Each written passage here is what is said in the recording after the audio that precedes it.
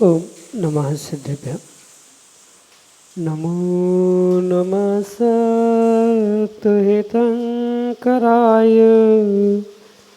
वीराय भव्याम्बुजभास्कराय अनंतलोकाय सुरार्चिताय देवादिदेवाय नमो जिनाय देवादिदेवाय नमो जिनाय। पंच परमेष्टि भगवान की परम पूज्य आचार्य भगवंत गुरुवर विशुद्ध सागर जी मुनि महाराज की परम पूज्य मुनि श्री सुप्रभ सागर जी महाराज की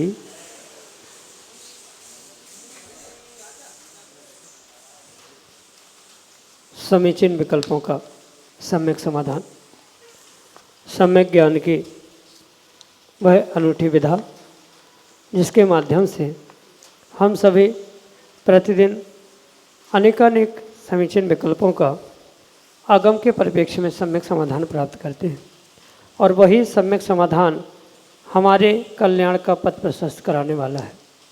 ऐसे आत्मकल्याण की अनूठी विधा जो कि हम सभी परम पूज्य आचार्य भगवंत गुरुवर विशुद्ध सागर जी महाराज के मंगल सुभाषिष से उन्हीं के सुयोग से परम पूज्य मुनि श्री सुप्रभ सागर जी महाराज के मुखारविंद से प्राप्त करते हैं। प्रारंभ करते हैं आज का सम्यक समाधान और आज के पहले विकल्प के लिए डॉक्टर चंदन संतोष साह सोलापुर महाराष्ट्र से महाराष्ट्र के चरणों में नमोस्तु निवेदित करते हुए अपना समीचीन विकल्प रख रहे हैं कि महाराज जी संसार में रहते हुए कर्तव्यों की मालिका एक के बाद एक शुरू रहती है। अपनी खुद की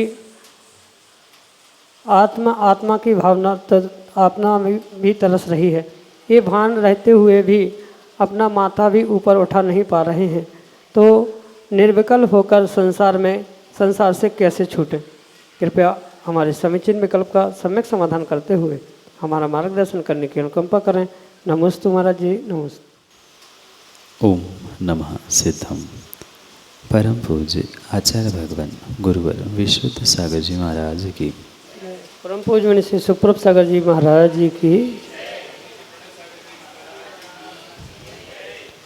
संसार से छूटना और निर्विकल्प होना, इसमें किंचित भी अंतर नहीं है। कहने का मतलब ये है कि जीव अगर पूर्ण रूप से निर्विकल्प हो ही जाएगा तो संसारातीत अवस्था को वह अवश्य ही प्राप्त होगा। या ऐसा कह दो, संसारातीत अवस्था को या संसार को जीतने का जो पुरुषार्थ करेगा वह नियम से सबसे पहले अपने आप को निर्विकल्प कराने का ही पुरुषार्थ करता है। घर में या संसार में गृहस्थ अवस्था में रहते हुए जो श्रृंखलाबद्ध कर्तव्य, समस्याएं आदि आती हुए देखने में आती है, उन सबका समाधान जीव स्वयं के विवेक से और स्वयं के पुरुषार्थ से ही प्राप्त कर सकता।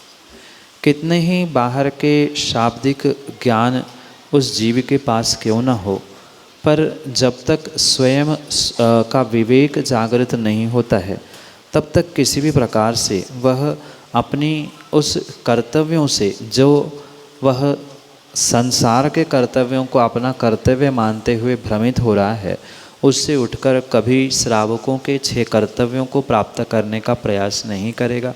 और जब तक निर्विकल्प होते हुए वह श्रावकों के 6 आवश्यक 6 कर्तव्यों को प्राप्त नहीं कर सकता है, तब तक किसी भी प्रकार से संसार से छूटने का कोई भी साधन मार्ग उसके लिए खुल नहीं सकता।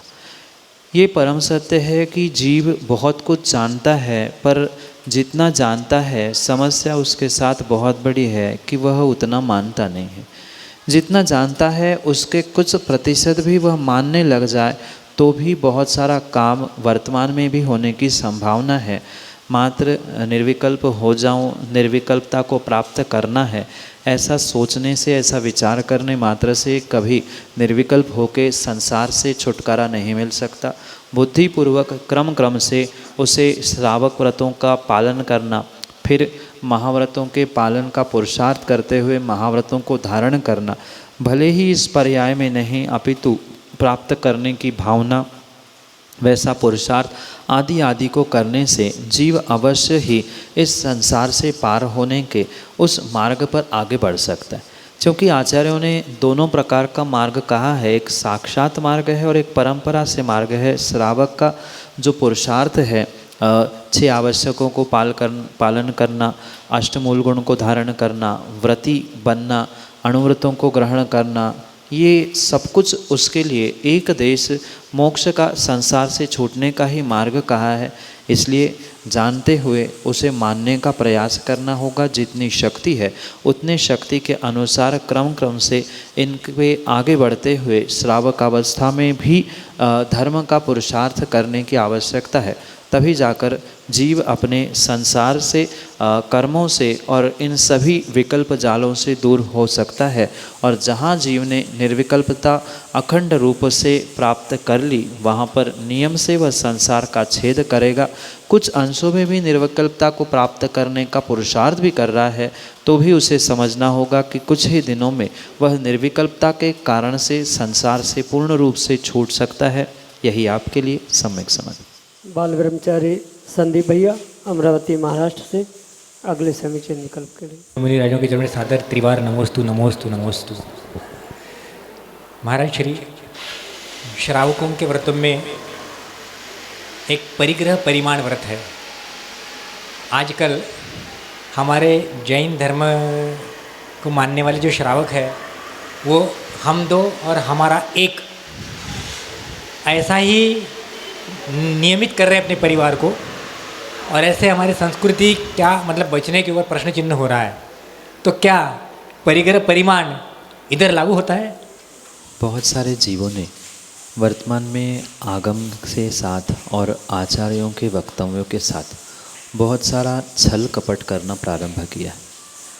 जो आचार्यों ने कथन किया है किसी अणुव्रत का या किसी भी प्रकार के धर्म की क्रिया का, वहाँ श्रावक को अपना विवेक और बहुत बहुत सोच समझकर विवेक लगाने की आवश्यकता है।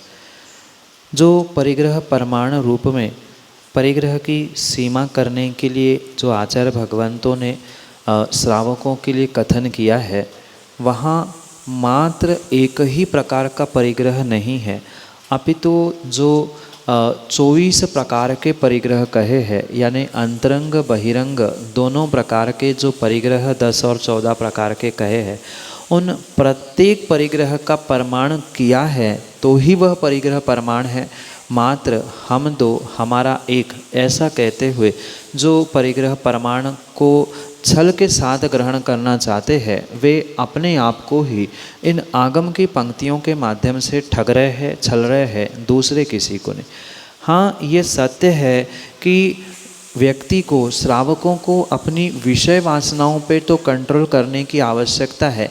मैं कितनी बार उस स्पर्शनेन्द्रिय विषय का भोग भोगूंगा आदि की तो सीमा करना आपके भोगोपभोग परिमाण की सीमा में आ सकता है, पर किसी भी प्रकार से हम दो हमारे दो हमारा एक आदि कहते हुए ये परिग्रह परिमाण या किसी प्रकार से आगम की पंक्तियों और आचार्यों के कथनों के साथ छल कपट करने की आवश्यकता नहीं है। व्यक्ति आज धन दौलत मकान पैसा सोना चांदी दास दासी आदि में तो सीमा करने के लिए तैयार नहीं है, मात्र अपनी जिम्मेदारियों से बचने के लिए और विशेष करके बहुत सारे आर्थिक समस्याओं से जूझने के कारण कह दो, या अन्य भी परिस्थिति को देखते समय छल करते हुए हम दो हमारा एक ऐसा पुरुषार्थ कर रहा है या कह रहा है, पर मैं पुनः कह दूं, ये आप अपने आप को ही छलने का प्रयास कर रहे हैं।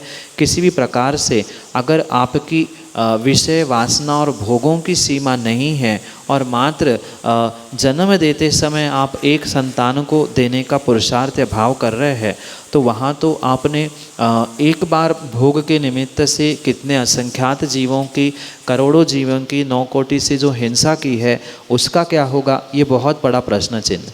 क्योंकि श्रावकों को ये विवेक रखने की आवश्यकता है कि एक बार के वह मैथुन सेवन में वह 9 कोटि से कितने सारे जीवों का भले ही पुत्र की उत्पत्ति हो अथवा ना हो, पर वहाँ 9 कोटि से जीवों की विराधना हिंसा अवश्य ही हो चुकी है।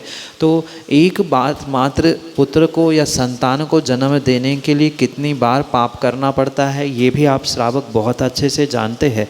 तो इन सभी बातों का ध्यान रखते हुए ये अपने आप छल करते हुए हम तो परिग्रह प्रमाण करते हुए एक ही संतान को जन्म देंगे, ये विषय नहीं बनता है। ठीक है, आप अगर जीवन में मात्र में एक ही बार भोग भोगूंगा, एक ही बार पाप करूंगा, ऐसा नियम ले रहे हैं तो फिर भी वह भोग प्रमाण के अंतर्गत आ सकता है। पर परिग्रह प्रमाण व्रत के अंतर्गत ये छल की भाषा का प्रयोग करते हुए अपने पापों को, अपनी गलतियों को छुपाना, अपनी जिम्मेदारियों से दूर होना, ये उचित नहीं है। इसलिए ये विवेक रखते हुए श्रावकों को कार्य करना चाहिए। ये आने वाले समय में धर्म की संतति को चलाने वाली संतानों की भी आवश्यकता होती है।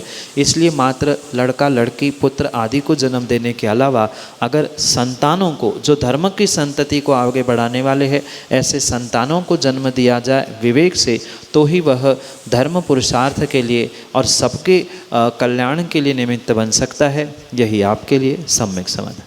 चिरगांव उत्तर प्रदेश से माही जैन अगले समीचीन विकल्प के लिए।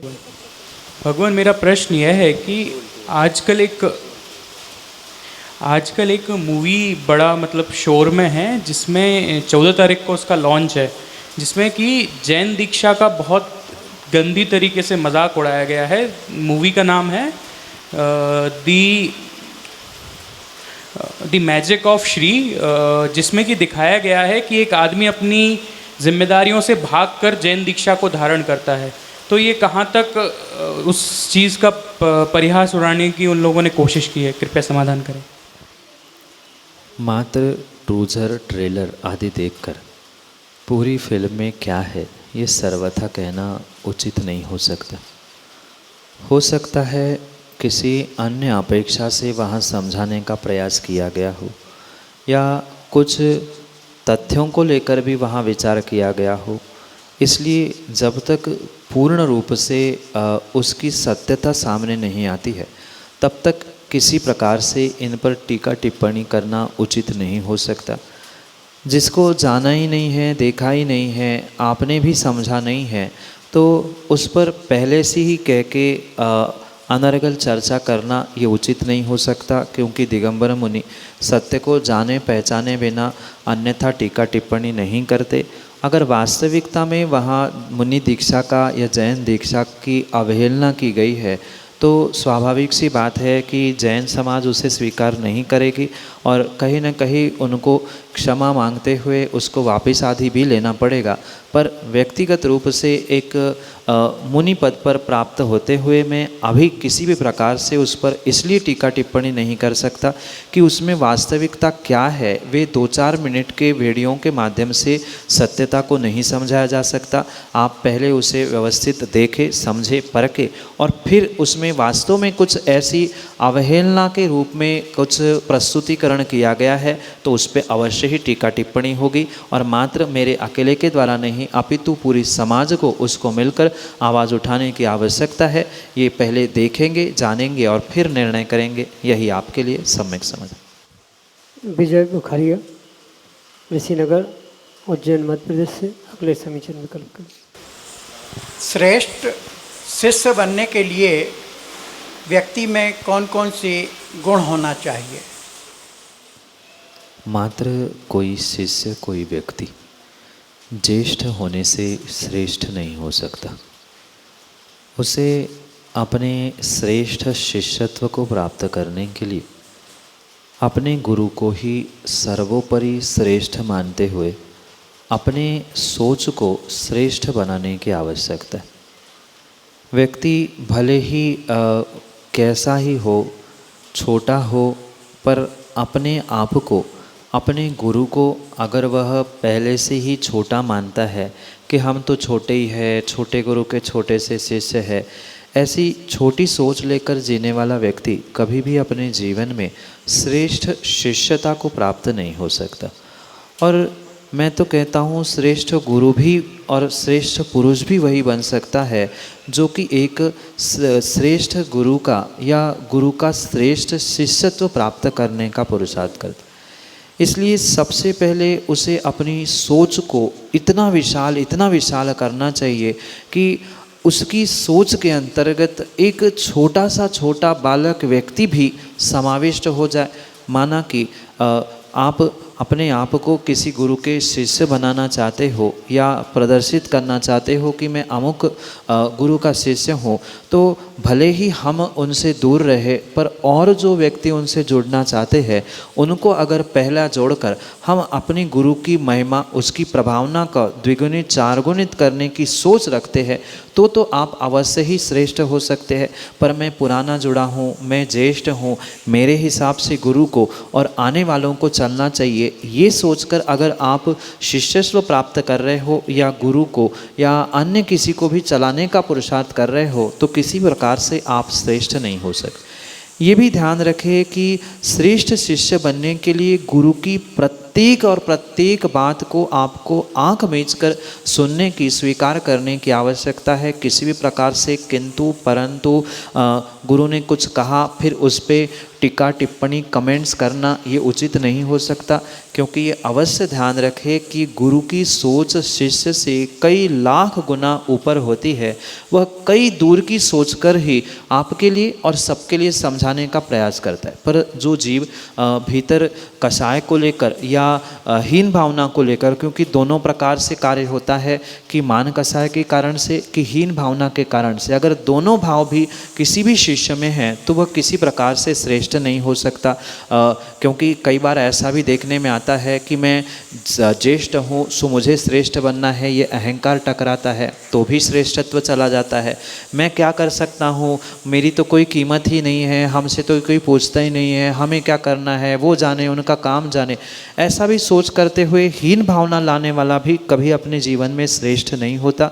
मात्र और मात्र गुरु आज्ञा सर्वोपरि, गुरु बुद्धि विशेषता, ये सूत्र जीवन में हमेशा ध्यान रखें कि गुरु बुद्धि विशेषता, इस सूत्र का अगर प्रति समय परिपालन किया जाएगा कि ठीक है गुरु ने कहा है, गुरु ने सोचा है, गुरु कर रहा है, तो कुछ ना कुछ विशेषता उसमें होगी। भले ही तात्कालिक समय में आपको गुरु की बात सही बिल्कुल भी नहीं लगे, पर गुरु की बुद्धि के से चलेंगे तो नियम से विशेषता होगी। ऐसा कहा जाता है स्वबुद्धि सुखदा, यानी स्वयं की बुद्धि से चलेंगे तो आपको सुख अवश्य मिलेगा, पर गुरु की बुद्धि से चलेंगे शुरुआत में आपको कष्ट दुख भी सामने आ सकते हैं, बहुत सारी समस्याओं से भी जूझना पड़ सकता है, पर आने वाला समय इतना सुखद और इतना विशेष होगा कि आपको पुनः उन दिनों की याद आएगी जब गुरु ने कुछ आपसे कहा था।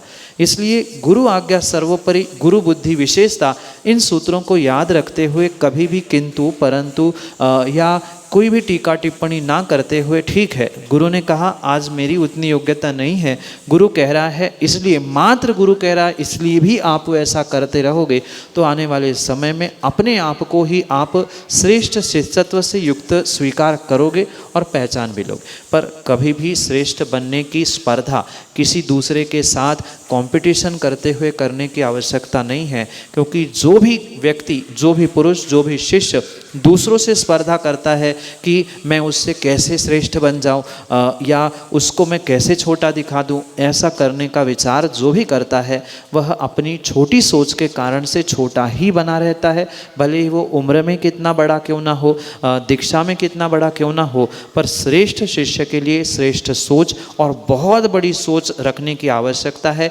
इतना बड़ा हृदय उस शिष्य का होना चाहिए कि दूसरे अपने गुरु के भक्त को, शिष्य को देखकर उसको गदगद भाव होने चाहिए कि चलो मेरे गुरु की ही तो प्रभावना कर रहा है, मेरे धर्म की ही तो जय बोल रहा है। ऐसा सोच रखने वाला ही पुरुष श्रेष्ठ शिष्यत्व को प्राप्त कर सकता है, जो बड़े हृदय के साथ सभी को अपने हृदय में समाविष्ट कर दे, और छोटा भी बनना है तो इतना छोटा बन जाए कि दूसरे के हृदय में प्रवेश करे। इतनी लघुता और इतनी विशालता अगर अपनी सोच में जीव धारण करता है तो नियम से ही वह श्रेष्ठ शिष्य बन सकता है। यही आपके लिए सम्यक समाधान। स्वप्निल रायवाकर, नांदेड़ महाराष्ट्र से अगले समीचीन विकल्प के। द्वय मुनिराजों के चरणों में कोटिशा नमोस्तु नमोस्तु नमोस्तु। हे गुरुवर, बने भगवान के अभिषेक के समय जो धोती दुपट्टा हम इस्तेमाल करते हैं, वे बनने वाले भगवान के आहारचर्या को उसे वर्जित क्यों किया गया है? हमारे इस समीचीन विकल्प का सम्यक समाधान कीजिए। ये बहुत श्रेष्ठ कार्य है कि बने हुए भगवान, उनकी प्रतिमा आदि का अभिषेक करना, और निर्ग्रंथ जो कि बनने वाले भगवान हैं उनको भी दान देना। इस खोटे काल में ये दोनों कार्यों को प्राप्त करना विरले ही पुण्यात्मा के भावों के निमित्त से प्राप्त होता है। पर श्रावकों के लिए चरणानुयोग में आचार्य भगवंतों ने सबसे पहले श्रद्धा गुण के साथ साथ विवेक गुण भी रखा है। श्रद्धा परम आवश्यक है। श्रद्धा के अभाव में आप बने भगवान का अभिषेक, बनने वाले भगवंतों को दान नहीं दे सकते, ये परम सत्य। पर वहाँ अगर श्रावकों के पास विवेक का अभाव है तो वह जितने अंशों में पुण्य की, धर्म की प्राप्ति करने के भाव रखता है, उतने अंशों में वह पुण्य और धर्म को प्राप्त नहीं कर सकता। इसके पीछे का कारण ये है कि जब भी भगवान तीर्थंकर की प्रतिमा आदि का अभिषेक होता है, कहीं ना कहीं वहाँ वस्त्रों का असोला अशुद्धि अवश्य ही हुआ करती है। जैसे जिनवाणी को उठाना, जिनवाणी के माध्यम से मंत्रों का उच्चारण करते समय जिनवाणी पे अनेक स्थानों पर वस्त्र लगे होते हैं, उसकी शुद्धि किसी प्रकार से प्रतिदिन नहीं हो सकती, क्योंकि वो जिनवाणी में लगा हुआ वस्त्र है। साथ में कई स्थानों पर अभिषेक करते हुए चटाई में, पाटों पे या ऐसे स्थानों पे खड़ा हुआ जाता है जहाँ वस्त्रों की शुद्धि संभव नहीं होती है। पुनः दूसरी बात, लंबे समय तक पहने हुए वे सोले के वस्त्र पसीना या लघु संका, दीर्घ संका आदि जाने के निमित्त से भी अशुद्ध होने की संभावना होती है। ऐसे अनेक कारणों से वह वस्त्र, वह प्रक्रिया यानी बने हुए भगवान का अभिषेक करने के तुरंत बाद प्रयोग में नहीं ले जा सकते। कई सारे स्थानों में तो वही अभिषेक के वस्त्र उतार के रख दिए जाते हैं। पुनः 2 घंटे बाद जब पुनः आहार का समय होता है, पुनः उसे पहनकर मुनिराज को आहार देने का प्रयास किया जाता है। ये भी पूर्ण रूप से अयोग्य ही कार्य है, क्योंकि एक बार जो सोले के वस्त्र शरीर से स्पर्शित हो चुके हैं, उसको उतार के रखने से वे पुनः सोले के नहीं बचते, वे उतरने के बाद असोले के हो जाते हैं। ये भी एक कारण है। साथ में जितना विवेक जीव मुनिराजों को आहार देते समय शुद्धि का रखता है, शायद उतना विवेक भगवान के अभिषेक पूजा में नहीं रखता। आप अधिकांश स्थानों में जहाँ जहाँ बहुत सारे भीड़ में भगवान का अभिषेक आदि किया जाता है, पूजा पाठ आदि होता है, वहाँ पर प्रत्यक्ष पहुँचकर देख लेना। वहाँ बिल्कुल ऐसी स्थिति होती है, कोई कहीं टंगी हुई माला उठाकर उसे स्पर्श कर रहा है, क्योंकि माला भी धागे की होती है, धागा लगा रहता है। वहाँ विवेक का अभाव हो गया। जो अंगूठी भगवान का प्रक्षालन करने के लिए प्रयोग में लाई जाती है, वह पुजारी पहले भी उठा के रखता है, बाद में भी डालता है। ये सब कुछ श्रावकों के परस्पर के अविवेक के कारणों के निमित्त से ही निषेध किया है। ऐसा किसी भी प्रकार से ये नहीं है कि ये वस्त्र जो भगवान की पूजा अभिषेक में प्रयोग में लाया है वो सर्वथा नहीं चलते, पर ये अविवेक जो श्रावकों का है, इस कारण से निषेध किया जाता है। और स्वाभाविक सी बात है कि भोजन कराते या करते समय अगर कोई सकरापन जो भोजन की सामग्री उस पे माना कि छींटे के रूप में पड़ी, तो वो भी पुनः भगवान के अभिषेक के रूप में स्वीकार नहीं किए जाते। तो ये सब कुछ मात्र और मात्र श्रावकों को विवेक समझाने के लिए कहा जाता है कि जितनी शुद्धि का आप विशेष ध्यान रखोगे उतना ही शुद्ध पुण्य का आश्रय आपको होगा। ये विवेक श्रावकों के पास होना चाहिए। इसीलिए बने हुए भगवान के अभिषेक किए हुए वस्त्रों के माध्यम से, मतलब उसी वस्त्रों से अगर उसको उतार कर पुनः शुद्ध किए गए हैं, पुनः उसे सोले के बनाए हैं और विवेक पूर्वक उठा के पहने हैं, तो उसमें किसी भी प्रकार से दोष नहीं हो सकता। पर लगातार वही वस्त्र क्योंकि लंबे समय पहनने से या अविवेक से पूजा अभिषेक की प्रक्रिया करने से अशुद्ध होने की पूर्ण संभावना है, इसलिए उसका निषेध किया जाता है। यही आपके लिए सम्यक समाधान। जय जन बंधु, आप हम सभी लाभ ले रहे थे लोकप्रिय कार्यक्रम सम्यक समाधान का। प्रतिदिन यह कार्यक्रम 5:13 पे यूट्यूब चैनल सुप्रवाच के माध्यम से प्रसारित होता है। अगर आप घर बैठे ही अपने कार्यक्रम से जुड़ना चाहते हो या इस कार्यक्रम से जुड़ना चाहते हो, अपने मन के विकल्पों को समाधान प्राप्त कराना चाहते हो, सम्यक समाधान प्राप्त करना चाहते हो, तो हमारा व्हाट्सएप का नंबर 8707548811। याद रखिए 8707548811। या व्हाट्सएप के नंबर पे आज अपने विकल्प हम तक पहुंचा सकते हो और विकल्प मुनिषी तक प्रेषित करते हुए मुनिषी के मुखारविंद से हम सभी लोग उसका सम्यक समाधान प्राप्त करेंगे। आपको लिखने में, अगर टाइपिंग करने में व्हाट्सएप पे दिक्कत जा रही है, कागज़ पेन लेके अपना नाम, अपना शहर का नाम, अपना विकल्प, इसका फ़ोटो खींचिए, हमें भेजिए। उस विकल्प को हम मुनिषी तक पहुंचाएंगे और हम सब लोग उसका सम्यक समाधान प्राप्त करेंगे। अगर व्हाट्सएप के माध्यम से ही ऑडियो मैसेज का एक विकल्प होता है, एक माइक का बटन होता है, उस माइक के बटन को दबा के आप अपनी खुद की आवाज़ में अपना विकल्प हम तक पहुंचा सकते हैं। उस वीडियो क्लिप, उस ऑडियो क्लिप को हम अपने चैनल पे प्रसारित करते हुए आपका विकल्प प्रसारित करेंगे और मुनिश्री के मुखारविंद से हम सभी लाभान्वित होते हुए सम्यक समाधान को प्राप्त करेंगे। सम्यक समाधान एक ऐसा कार्यक्रम है जिसके माध्यम से लाखों लोगों के मन में उठने वाली जो जिज्ञासाएं हैं, जो शंकाएं हैं, जो विकल्प है, उसका समाधान मुनिषी सुप्रभ सागर जी माध्यम के मुखारविंद से हम सब लोग प्राप्त करते हैं। अगर आप इस चैनल को नहीं जानते हैं, सुप्रभ उवाच इस चैनल का नाम है। सुप्रभ सागर जी महाराज जी का नाम सुप्रभ उवाच, कितना सिंपल और स्वीट। सुप्रभ उवाच, जो वाणी होती है उसको हम उवाच भी कहते हैं। एक अच्छे तरीके से, या अगर हम कहते गरिमापूर्ण शब्द किसी वाणी का है तो वो उवाच है। तो वाणी, उवाच, सुप्रभ की वाणी, सुप्रभ का उवाच, सुप्रभ उवाच, यह हमारा यूट्यूब चैनल है। अभी कल ही हमने सुप्रभ उवाच इस नाम से यूट्यूब ऐप लॉन्च किया है। एंड्रॉयड पे यह ऐप चलेगा। आप प्ले स्टोर के माध्यम से सुप्रभ उवाच सर्च करें और उसके माध्यम से आप अपने विकल्पों का समाधान, जो सम्यक समाधान है, ये कार्यक्रम सुन सकते हैं। मुनिषी की अन्य जानकारी जैसे लाइव लोकेशन, आने वाले पंचकल्याणक, आने वाले विधान कार्यक्रम आदि आदि की जानकारी आपको एक ही अम्ब्रेला के नीचे, एक छत के नीचे, मतलब एक ऐप के माध्यम से आपको प्राप्त हो सकती है। आप सभी लोग उस ऐप को डाउनलोड करें और हमसे जुड़िए। एक बार जुड़ के देखिए, अच्छा लगता है। मुनिषी के चरणों में कोटिशा नमोस्तु करते हुए आज के सम्यक समाधान कार्यक्रम को ख़त्म करने से पहले आप लोगों से एक और विनती रह गई। शाम को 7:40 पे जिनवाणी चैनल को देखना ना भूलिएगा। जिनवाणी चैनल पे मुनिषी के प्रवचन प्रतिदिन शाम को 7:40 पे प्रसारित होते हैं। आप सभी लोग घर बैठे मुनिषी का वाणी का लाभ टीवी चैनल के माध्यम से भी ले सकते हैं, ठीक शाम को 7:40 पे। आप सभी को जय जिनेंद्र करते हुए आज के इस सम्यक समाधान कार्यक्रम को यहीं पे विराम देते हैं। जय जिनेंद्र।